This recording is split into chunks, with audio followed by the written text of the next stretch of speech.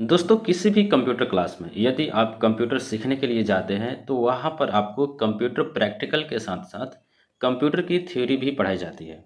जैसे मैं आपको कंप्यूटर प्रैक्टिकल में क्या क्या पढ़ाया जाता है, जैसे M S Paint, Notepad, M S Word, Excel, PowerPoint, Photoshop, Corel Draw, PageMaker, Tally Prime, H T M L आदि कई प्रकार के सॉफ्टवेयर एप्लीकेशंस आपको पढ़ाए जाते हैं।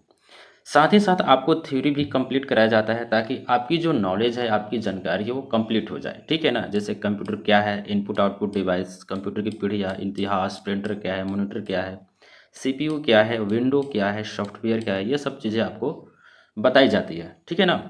तो हम इस चैनल पर आपको सब कुछ बताएंगे, प्रैक्टिकल के साथ साथ थ्योरी भी कराएंगे पूरी डिटेल में। ठीक है। तो दोस्तों आज की इस वीडियो में हम पढ़ने वाले हैं कंप्यूटर की पीढ़ियाँ। ठीक है ना। मैंने आपको कंप्यूटर क्या है, इनपुट और आउटपुट डिवाइस के बारे में बता दिया है। तो चलिए वीडियो को शुरू करते हैं। ठीक है। वीडियो को ध्यान से देखिएगा क्योंकि दोस्तों कंप्यूटर की पीढ़ियाँ से एग्जाम में क्वेश्चन बनते हैं। ठीक है ना। तो देखिए, सबसे पहले यहाँ पर हेडिंग है कंप्यूटर की पीढ़ियाँ, जनरेशन ऑफ कंप्यूटर। ध्यान से सुनिएगा। कंप्यूटर की पीढ़ियाँ में हम लोग क्या पढ़ते हैं, कंप्यूटर का कब कब विकास हुआ, किस किस चरण में विकास हुआ, कैसे कैसे विकास हुआ, वो हम जानते हैं। ठीक है ना। कंप्यूटर की पीढ़ियाँ में तो दोस्तों कंप्यूटर की टोटल 5 पीढ़ियाँ हैं। ठीक है। अभी तक प्रथम पीढ़ी यानी कि फर्स्ट जनरेशन, तो प्रथम पीढ़ी दोस्तों 1942 से लेकर 1956 तक मानी जाती है। अब दोस्तों सवाल ये है कि प्रथम पीढ़ी 1942 से लेकर 1956 तक ही क्यों मानी जाती है। क्योंकि दोस्तों यहाँ पर नीचे ध्यान दीजिए, यहाँ पर एक कंप्यूटर है मार्क वन नाम से। तो मार्क वन कंप्यूटर को 1942 में बनाया गया था।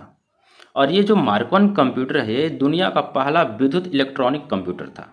इस कंप्यूटर को और विकसित करके एक एक कंप्यूटर बनाया गया एनियक। ठीक है।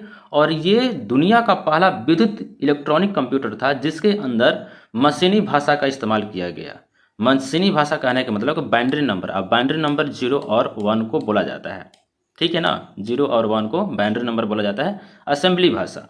तो तब से ये माना जाता है कि प्रथम पीढ़ी कब से, तो 1942 से लेकर 1956 तक मानी जाती है। ये कॉन्सेप्ट आपको क्लियर हो गया क्यों मानी जाती है। क्योंकि मार्क वन कंप्यूटर उस वक्त आविष्कार किया गया था, बनाया गया था, और ये बहुत ही अच्छा कंप्यूटर था। ठीक है ना। तब से मानी जाती है। अब देखिए दोस्तों, कंप्यूटर का जो आकार है 20 बाई 30 फीट कमरे के बराबर होता था। यानी कि कंप्यूटर की जो आकार है दोस्तों बहुत बड़े बड़े हुआ करते थे। कंप्यूटर बहुत बड़े बड़े हुआ करते थे। ठीक है ना। यहाँ पे आप देख सकते हैं इस तस्वीर में। अब देखिए, मुख्य यंत्र के रूप में वैक्यूम ट्यूब का इस्तेमाल होता था। मुख्य यंत्र के रूप में किसका, तो वैक्यूम ट्यूब का इस्तेमाल होता था। मुख्य यंत्र यहाँ पर देखिए, ये है वैक्यूम ट्यूब। ठीक है ना। निर्वात नली के रूप में इसका इस्तेमाल किया जाता था। यहाँ पे देखिए स्पीड कम। उस टाइम के जो कंप्यूटर थे यानी कि 1942 और 1956 के दशक के जो कंप्यूटर थे, स्पीड बहुत कम थी, बिजली की खपत ज़्यादा थी, है ना। और साथ ही साथ में इसको हम अपने घरों में इस्तेमाल नहीं कर सकते थे क्योंकि आकार बहुत बड़े बड़े हुआ करते थे। किसी भी एक मल्टीनेशनल कंपनी जो थी वहीं इस्तेमाल करती थी इन सभी कंप्यूटरों का। ठीक है। चलिए अब देखिए, दूसरी बात, तो पहले हम वीडियो गेम वगैरह नहीं खेल सकते थे कंप्यूटर में। ओके। सिर्फ गुणा भाग करने के लिए बनाया गया था। उसके बाद यहाँ पर देखिए अगला, ये तो हमारा हो गया प्रथम पीढ़ी कंप्लीट। ठीक है ना। इसमें सबसे ज़्यादा खास चीज़ क्या आपको ध्यान रखना है कि मुख्य यंत्र के रूप में वैक्यूम ट्यूब का इस्तेमाल हुआ था। ठीक है ना। एक चीज़ आपको याद रखना है क्योंकि एग्जाम में क्वेश्चन बनते हैं। अब देखिए हम यहाँ पर आते हैं दूसरी पीढ़ी की तरफ। तो दोस्तों दूसरी पीढ़ी, तो कंप्यूटर की दूसरी पीढ़ी दोस्तों मानी जाती है आपको 1956 से लेकर 1965 तक मानी जाती है। ठीक है। कंप्यूटर का आकार थोड़ा छोटा हो गया। पहले के मुकाबले क्या हुआ, कंप्यूटर का आकार छोटा हो गया। अब छोटा क्यों हुआ मैं आपको बताता हूँ। देखिए, मुख्य यंत्र के रूप में ट्रांजिस्टर का इस्तेमाल हुआ। प्रथम पीढ़ी में वैक्यूम ट्यूब का इस्तेमाल होता था, लेकिन अब दूसरी पीढ़ी में किसका, ट्रांजिस्टर का इस्तेमाल होता है। ठीक है ना। अब देखिए ये जो ट्रांजिस्टर है ना, इससे जुड़े सवाल बनते हैं एग्जाम में, तो इसको याद रखिएगा। सवाल ये बनता है कि कंप्यूटर की दूसरी पीढ़ी में किस यंत्र का इस्तेमाल होता है, तो ट्रांजिस्टर का। ठीक है। अब देखिए ये जो ट्रांजिस्टर यहाँ पर आपको दिखाई दे रहा है ये ट्रांजिस्टर है। अब ट्रांजिस्टर जो होता है ना वैक्यूम ट्यूब से बहुत पावरफुल होता है, और साथ ही साथ इसकी जो आकार है ट्रांजिस्टर की वैक्यूम ट्यूब के तुलना में बहुत छोटा होता है और पावरफुल होता है। यानी कि 50 जो वैक्यूम ट्यूब की शक्ति अकेले एक ट्रांजिस्टर में होती है। ठीक है ना। तो भैया जो वैक्यूम ट्यूब की आकार थी बहुत बड़े बड़े, एक बोतल के बराबर, और ये जो है ट्रांजिस्टर बहुत छोटा छोटा। तो बताइए कि अब कंप्यूटर बनाने में छोटा छोटा स्पेस लगेगा तो कंप्यूटर ऑटोमेटिक छोटा हो जाएगी, है ना जी। अब देखिए यहाँ पर स्पीड ज़्यादा, पहले के मुकाबले क्या हो गया, स्पीड ज़्यादा हो गई। बिजली खपत कम थी, यानी कि बिजली की खपत कम हो गई, जाहिर सी बात तो होगी ही। अब मेमोरी के रूप में चुंबकीय डिस्क का प्रयोग होने लगा, जो आजकल के जो हार्ड डिस्क होते हैं जिसके अंदर चुंबकीय अवशेष होते हैं, उस वक्त इस्तेमाल होने लगा मेमोरी के रूप में, ठीक है ना। उसके बाद में बायोस, यानी कि बायोस का फुल फॉर्म होता है दोस्तों बेसिक इनपुट आउटपुट सिस्टम, ठीक है। तो ये इस सभी का इस्तेमाल होने लगा। उस टाइम के जो प्रसिद्ध कंप्यूटर थे, यहाँ पर मैं आपको दिखा दूँ, उस टाइम के जो प्रसिद्ध जो कंप्यूटर थे IBM 700, IBM 1400, IBM 1600 प्रसिद्ध कंप्यूटर उस वक्त बने थे दूसरी पीढ़ी में, ठीक है। यहाँ तो कोई दिक्कत, नो दिक्कत। तो आपको इसमें क्या याद रखना है, दूसरी पीढ़ी में ट्रांजिस्टर का इस्तेमाल हुआ था, ठीक है ना।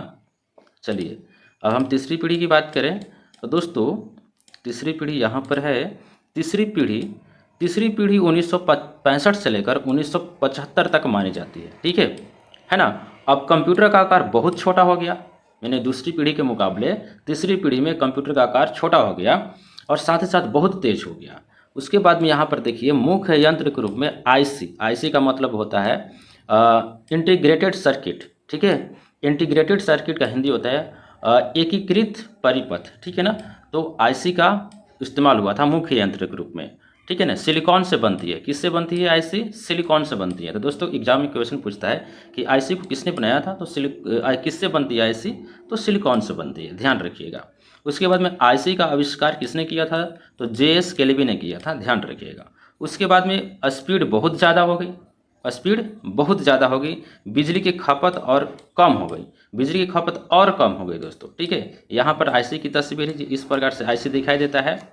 और ये जो है तीसरी जो पीढ़ी के समय का कंप्यूटर है, देखिए कितना आकार छोटा हो गया है, देखिए यहाँ पर कितना आकार छोटा हो गया है ना, बहुत छोटा हो गया। अब देखिए ये थोड़ा सा ऊपर आते हैं। अब उस टाइम के जो कंप्यूटर थे, यहाँ पर आपको IBM 370 PDP कंप्यूटर का नाम है। तो दोस्तों उस टाइम के ये प्रसिद्ध कंप्यूटर हुआ करते थे, ठीक है। धीरे धीरे जनरेशन चेंज होता गया, समय के साथ लोग विकास करते गए, कंप्यूटर भी विकास करते गया, ठीक है। उसके बाद में हम चौथी पीढ़ी की बात करें तो यहाँ पर देखिए चौथी पीढ़ी है दोस्तों फोर्थ जनरेशन। चौथी पीढ़ी 1985 से लेकर 1989 तक मानी जाती है ना। 1975 से लेकर 1989 तक मानी जाती है। कंप्यूटर का आकार बहुत छोटा हो गया, कंप्यूटर का जो आकार है बहुत छोटा हो गया, यानी कि देखिए तीसरी पीढ़ी में जो कंप्यूटर का आकार था उससे थोड़ा सा छोटा हुआ और थोड़ा सा फास्ट हो गया। मुख्य यंत्र के रूप में VLSI का इस्तेमाल हुआ। VLSI का फुल फॉर्म होता है वेरी लार्ज इंटीग्रेशन स्केल, ठीक है, इस्तेमाल हुआ। और VLSI क्या होता है दोस्तों, तो VLSI आईसी को, बहुत सारे आईसी को मिलाकर एक VLSI बनाया जाता है, ठीक है ना। और बहुत पावरफुल होता है और कई सारे कामों को कर देता है अकेले ही, तो इसलिए आईसी का VLSI का इस्तेमाल हुआ और कंप्यूटर का आकार बहुत छोटा हो गया, साथ ही साथ में कंप्यूटर का जो स्पीड है बहुत तेज हो गई, ओके। उसके बाद में बात करें तो ये माइक्रो प्रोसेसर का इस्तेमाल होने लगा और स्टोरेज आ गई बढ़िया बढ़िया SSD वगैरह टाइप का। यहाँ SSD उस टाइम नहीं आया था, हार्ड डिस्क था। सेमी कंडक्टर मेमोरी का इस्तेमाल होने लगा, ठीक है। उसके बाद में हम बात करें आगे तो स्पीड ज़्यादा हो गई, हाँ दोस्तों स्पीड बहुत ज़्यादा हो गई। आजकल के जो कंप्यूटर है, आजकल के कंप्यूटर भी चौथी पीढ़ी के कंप्यूटर मान सकते हैं, लेकिन पाँचवीं पीढ़ी में हम आ गए हैं आजकल। तो बिजली खपत बहुत कम हो गई, है ना। अब जो कंप्यूटर आने लगे desktop, laptop, palm top, mobile, ये सब चीज़ें आने लगी, है ना, धीरे धीरे चौथी पीढ़ी में। कब, तो 1975 से 1989 तक कहीं कहीं किसी किसी देश के कोने में आने लगी थी, ठीक है। इंडिया में थोड़ा सा लेट आया, क्योंकि इंडिया अभी भी क्या कर रहा है, डेवलपिंग कंपनी है ना, कंट्री है। और यहाँ पे इस तरीके से देखिए पाँचवीं पीढ़ी, तो दोस्तों पाँचवीं पीढ़ी 1985 से लेकर 1985 नहीं दोस्तों, यहाँ पे 89 होगा, कहीं कहीं किसी किसी किताब में आपको देखने के लिए मिलता है 1985, तो घबराना नहीं है। 1989 से लेकर अब तक मानी जाती है। कंप्यूटर का आकार बहुत छोटा हो गया। आजकल के जो कंप्यूटर आपको मार्केट में दिखाई देते हैं, विभिन्न प्रकार के, विभिन्न तरह के कंप्यूटर आपको दिखाई देते हैं, तो कंप्यूटर का आकार और छोटा हो गया। मुख्य यंत्र के रूप में VLSI का ही इस्तेमाल होता है, ठीक है। मुख्य यंत्र के रूप में किसका इस्तेमाल होता है, VLSI का इस्तेमाल होता है। माइक्रो प्रोसेसर सब कुछ वही है, थोड़ा सा क्या हुआ है मॉडलाइज हो गया, मतलब कि चीज़ें थोड़ी थोड़ी छोटी हो गई है, विभिन्न प्रकार की हो गई है, वही सब चीज़ है ना। 1950 से 1989 से लेकर वहीं तक चलते आ रहा है, उसी कंसेप्ट पे लोग कंप्यूटर बना रहे हैं, वहीं चलता है। दूसरी चीज़ और भी आर्टिफिशियल इंटेलिजेंस यानी कि एआई का दौर आया है 5वीं पीढ़ी में, ठीक है। अब आगे पता नहीं क्या क्या होगा।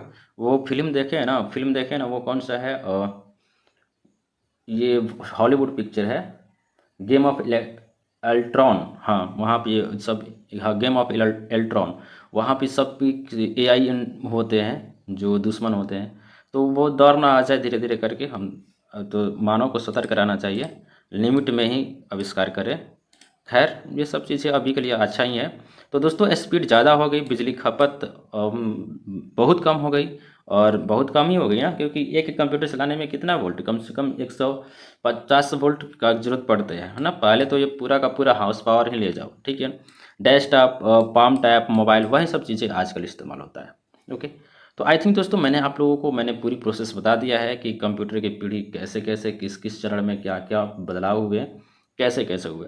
सबसे चीज़ें आपको ये याद रखनी है कि 5वीं पीढ़ी में VLSI, उसके बाद में चौथी पीढ़ी में आपको VLSI का ही इस्तेमाल हुआ था, ठीक है। फिर उसके बाद में आपको यहाँ पे जूम हो गया। तीसरी पीढ़ी में आईसी का इस्तेमाल हुआ था, फिर सिलिकॉन से ये बनती है, ठीक है। आईसी का आविष्कार JS केल्विन ने किया था। ये सब चीज़ें आपको याद रखनी है क्योंकि एग्जाम में क्वेश्चन बनते हैं इससे, ठीक है। तो दोस्तों वीडियो पसंद आया तो वीडियो को लाइक जरूर करिए, चैनल पर पहली बार आए हैं तो चैनल को सब्सक्राइब कर ले। वीडियो देखने के लिए धन्यवाद।